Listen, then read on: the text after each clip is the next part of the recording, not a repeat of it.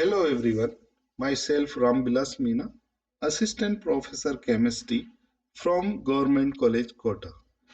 आज हम पढ़ेंगे space between lattice plane solid state, जो कि हमारे BSc part first chemistry physical chemistry की फोर्थ यूनिट है। उसमें आज टॉपिक पढ़ेंगे स्पेस बिटवीन लैटिस प्लेन। इससे पहले हम आपको मिलर सूचकांक के बारे में पढ़ा चुके हैं। HKL के रूप में जिन्हें निरूपित करते हैं वो आपको डिटेल में बतला चुके हैं। उसी का के सहायता से दो फलकों के मध्य की दूरी d a upon root h square k square plus l square का प्रयोग करते हुए सिंपल क्यूबिक स्ट्रक्चर, ये फेस सेंटर्ड क्यूबिक लैटिस तथा बॉडी सेंटर्ड क्यूबिक लैटिस के लिए तलों के मध्य दूरी का अनुपात कैलकुलेट करेंगे। फर्स्ट है आपका जालक तलों की मध्य अंतराल स्पेस बिटवीन लैटिस। किसी क्रिस्टल के समानांतर तलों, पेन ले लेते हैं, समानांतर तलों के मध्य दूरी को DHKL, HKL आपके मेलर सूचकांक है।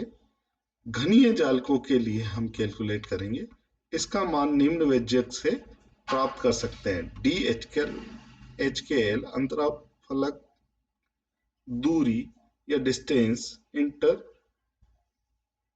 जो दो फलकों के मध्य की दूरी है उसको DHKL कैलकुलेट करते हैं a upon root h square k square l square का योग।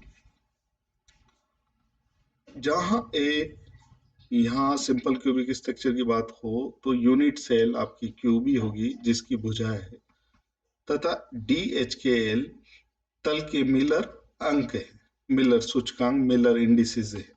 इन व्यंजक द्वारा विभिन्न घनीय समुदायों के जालक तलों के मध्य की अंतराल की गणना करते हैं। शुरुआत करते हैं हम सरल घनीय जालक, सिंपल क्यूबिक लैटिस। सरल घनीय जालक में 100, 110 तथा 111 तल प्रमुख तल होते हैं। डिटेल से हमने आपको बता दिया था कि 100 कौन सा होगा। 100 तल का मतलब है 1 जो h को रिप्रेजेंट करता है उसके दूरी के अनुपात को रिप्रेजेंट करता है, और 00 जो y और z के अक्ष के समकक्ष, क्योंकि समानांतर है, कहीं भी YZ अक्ष पर नहीं काटेगा वो तल, तो उसके आपको 00 मिलर सूचकांक लिखने होते हैं, जो कि Y सूचकांक के रेसिप्रोकल करके, क्योंकि इनफाइनाइट पे होता है, तो 100 के रूप में प्राप्त होता है। और 110 का मतलब X और Y अक्ष से तल गुजरेगा तथा Z अक्ष के समानांतर होगा। 111 XYZ अक्ष को समान दूरी पर काटता है। तो इस तरह से तीनों तलों के मिलर सूचकांक आपके पास हैं, तो हम फलकों के मध्य की दूरी या को कैलकुलेट कर सकते हैं। यहाँ आपको 110 तल के लिए X अक्ष एकांक दूरी पर काटता है, YZ अक्ष के समानांतर है, ये वाला फॉर्मूला। और ये जो आपका है 100 के लिए, 100 के लिए अर्थात YZ से पैरेलल है तथा X को एकांक एक दूरी पे काटता है, तो उसके लिए तल इस तरह से होंगे। 110 के लिए ये, और ये 111 के लिए तलों को दिखाया गया है, और इनके मध्य दूरी को कैलकुलेट हम इस फॉर्मूले के द्वारा ज्ञात करेंगे। शुरुआत करते हैं समांतर तलों के मध्य की दूरी, किस तरह के तल, D100 के लिए, जहां H क्या है 1 है, K क्या है 0 है, और L क्या है आपका 0 है। तो D100 को कैसे कैलकुलेट करोगे, A upon root H square K square plus L square का योग। कैलकुलेट करने पर 1 square plus 0 square plus 0 square का मान 1 हो जाता है और a अपॉन 1 इक्वल टू 1। 110 तल के लिए केवल एक अक्ष y अक्ष को एकांक दूरी पर काटता है, z अक्ष के समानांतर है, अर्थात h बराबर 1, k बराबर 1 और l बराबर 0। ऐसी कंडीशन में समानांतर तलों के मध्य दूरी D110 इस तरह से होगी। D110 कैलकुलेट करेंगे a upon root h square plus k square plus l square के फॉर्मूले से। सोल्व करने पर आएगा a अपॉन रूट 2, 1 का स्क्वायर 1, 1 का स्क्वायर और 2 रूट के अंदर है a अपॉन रूट 2। 1 तल के लिए आपको पता है कि 1 अगर मिलर सूचकांक है तो ये समान XYZ अक्ष पर समान एकांक दूरी पर तल काटता है तीनों अक्षों को, और उसके लिए मिलर सूचकांक है h बराबर 1, k बराबर 1, l बराबर भी 1। इसको ठीक कर लीजिए, यहाँ 0 लिख रखा है, इसको 1 कर लीजिए। अतः इस प्रकार के समानांतर तलों की बीच की दूरी D11 को कैलकुलेट करेंगे a upon root 1 square plus 1 square plus 1 square equal to a upon root 3। इन तलों के मध्य की दूरी का अनुपात तीनों जो आपके कैलकुलेट किया a अपॉन रूट 2 और a अपॉन रूट 3, इनका अनुपात होगा D100 अनुपात D110 अनुपात D110। किसके लिए? जब सिंपल क्यूबिक स्ट्रक्चर की बात हम करते हैं तो इसका अनुपात होगा a अनुपात a रूट 2 अनुपात a रूट 3। अगर करें a सब में सेम है, इसे काट सकते हैं तो 1 अपॉन रूट 2 अनुपात 1 रूट 3, और सोल्व करते हैं इसे, सरल करते हैं इसे, तो प्राप्त होता है 0.707 अनुपात 0.577, जो सिंपल क्यूबिक स्ट्रक्चर के लिए तलों के मध्य की दूरी का अनुपात अगर कैलकुलेट करें तो क्या आएगा? 1 अनुपात 0.707 अनुपात 0.577। अब पढ़ते हैं फलक केंद्रीय घनीय जालक। फेस सेंटर्ड क्यूबिक स्ट्रक्चर क्या होता है? जिस तरह से सिंपल क्यूबिक स्ट्रक्चर में एटम या आयन, अगर यूनिट सेल आपकी क्यूब है तो उसके कोनों पर उपस्थित होता है, फेस सेंटर्ड क्यूबिक स्ट्रक्चर में या क्यूबिक लैटिस में सिर्फ कोनों के अतिरिक्त फलक के सेंटर्ड में भी एक एटम होगा। आप अगर बात करें हम, अगर ये फलक है तो इसके मध्य में भी यहाँ होगा, ये एक फलक है तो इसके मध्य में भी यहाँ होगा। अगर ये एकांक दूरी है तो इसके जो निर्देशांक होंगे 1/2 होंगे। तो इस तरह से अगर इनके जालक तलों की बात करें तो 100 आपका क्या लिखा जाएगा? 1/2, उसके 22 सूचकांक लिखे जाएंगे 1/2a, और क्योंकि 100 तल आपके y और z अक्ष के समानांतर होगा, पैरेलल होगा, इसलिए इन्फिनाइट b और इन्फिनाइट c लिखा जाता है। और इसका जब आप मेलर सूचकांक बनाते हैं तो उसे 200 के रूप में लिखते हैं, क्योंकि इसका रेसिप्रोकल करेंगे तो 2 और इन्फिनाइट का 0 हो जाएगा और उसका सरलीकरण में 200 लिख लेंगे। ये तो था 100 110 के लिए, और 111 के लिए आप देखेंगे 200 का मान लिख देंगे सीधा। जब 110 फलक के लिए मिलर सूचकांक होंगे 200, तो अंतराल मतलब फल के मध्य के मध्य की दूरी D200 को फॉर्मूले में लिखेंगे a upon root h square plus k square plus l square, में h की जगह 2 रखने पर, बाकी k और l की जगह 0 रखने पर, सरल करने पर a/2 प्राप्त होता है। इसी तरह प्रकार सरल घन के 110 तलों के मध्य, किसके लिए? फेस सेंटर क्यूबिक स्ट्रक्चर के लिए। तो उसमें उसका समानांतर तल वाइस प्रतीक 1/2a, 1/2b और इन्फिनाइट c होगा, क्योंकि वाई जेड अक्ष के पैरेलल होगा। तो मिलर सूचकांक क्या होंगे इसके? 2 to 0। इस कंडीशन में फलकों के मध्य की दूरी d 2 to 0 को कैलकुलेट करेंगे a/√h² + k² + l² में। अब यहाँ आपको 2 लिखना था, यहाँ भी एक गलती लिख रखी है इन्होंने। एक मिनट, पेन, इसको आप कर लीजिए 2, ठीक है। 2 का स्क्वायर प्लस 2 का स्क्वायर प्लस 0 का स्क्वायर कैलकुलेट करेंगे तो क्या आ जाएगा? 2√2, a/2√2। किसके लिए? जब एफसीसी की बात करेंगे तो फलक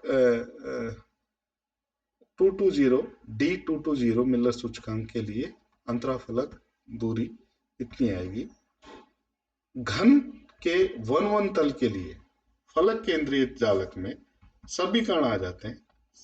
ये बिल्कुल सिंपल क्यूबिक स्ट्रक्चर के समान संरचना दिखाएगा, और आनुपातिक रूप में अगर उसका निकालोगे तो फलक केंद्रित जालक के लिए 111 का आपका अगर अंतराफलक निकालोगे तो d11 की बात ही निकलेगा सेम, क्योंकि 1/2a, 1/2b, 1/2c अगर उसके मिलर सूचकांक भी निकालोगे तो d11 HKL क्या आएंगे? 111। तो इसको वही अंतराफलक दूरी a/√h² + k² + l² का मान कैलकुलेट करेंगे a/√3।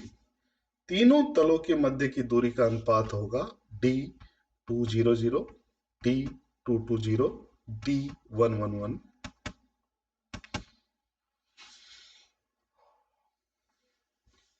जो मान आपने कैलकुलेट किए यहां से d20 के, a/√2 और a√3 के मान इस पे रखने पर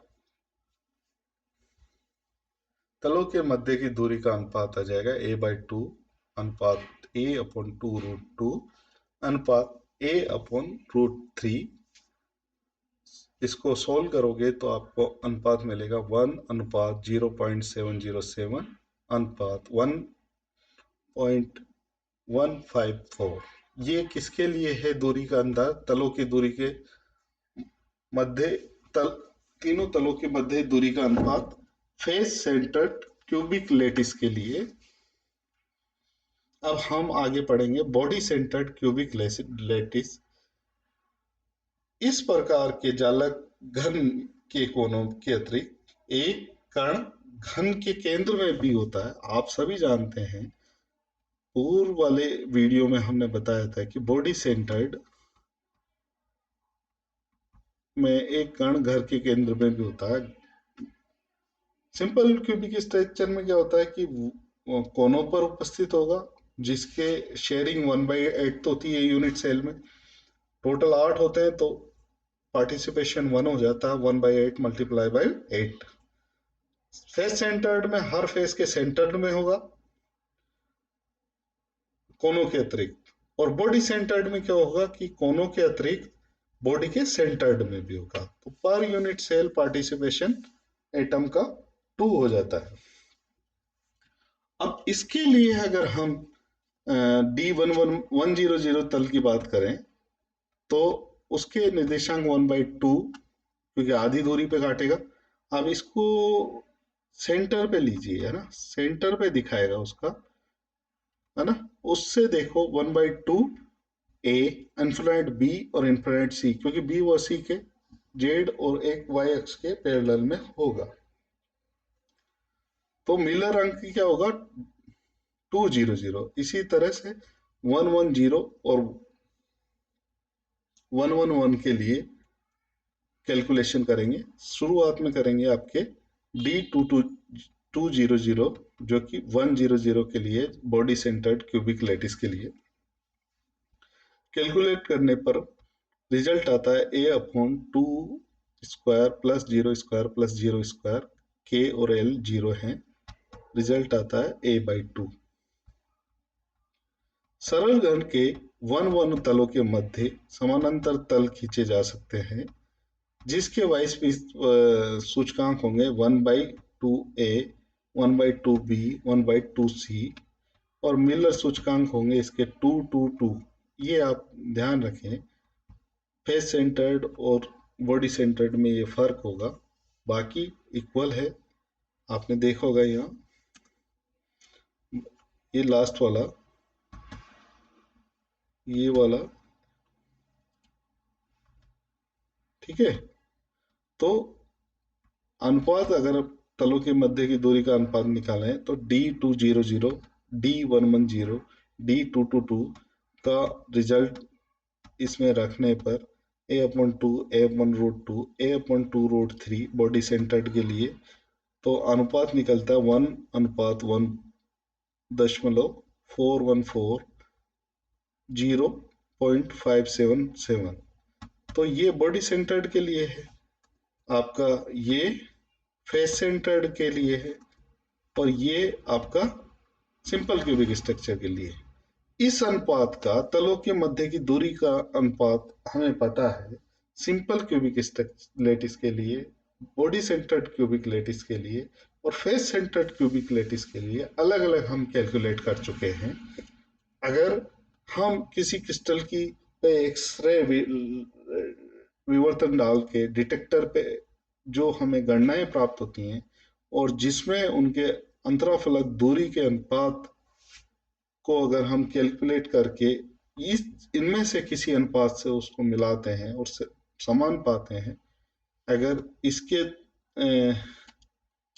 इसके अनुसार होगा तो वो होगा बॉडी सेंटर्ड क्यूबिक लेटिस, और फेस सेंटर्ड क्यूबिक लेटिस के अनुसार होगा तो उसे उस हिसाब से उसकी स्ट्रक्चर एज्यूम कर लेते हैं। सिंपल क्यूबिक स्ट्रक्चर के अनुपात के अनुसार होता है अंतराफलक दूरी का अनुपात 100, 110 और 111 का, तो उस तरह से उनकी स्ट्रक्चर प्रिडिक्ट कर लेते हैं। तो जो अंतराफलक दूरी के मध्य अनुपात simple cubic lattice, face centred cubic lattice, body centred cubic lattice का आपने कैलकुलेट किया, वो क्रिस्टल्स की संरचना निर्धारण के लिए काम आता है या प्रिडिक्ट करने के लिए आवश्यक है। आज के इस वीडियो में इतना ही, धन्यवाद।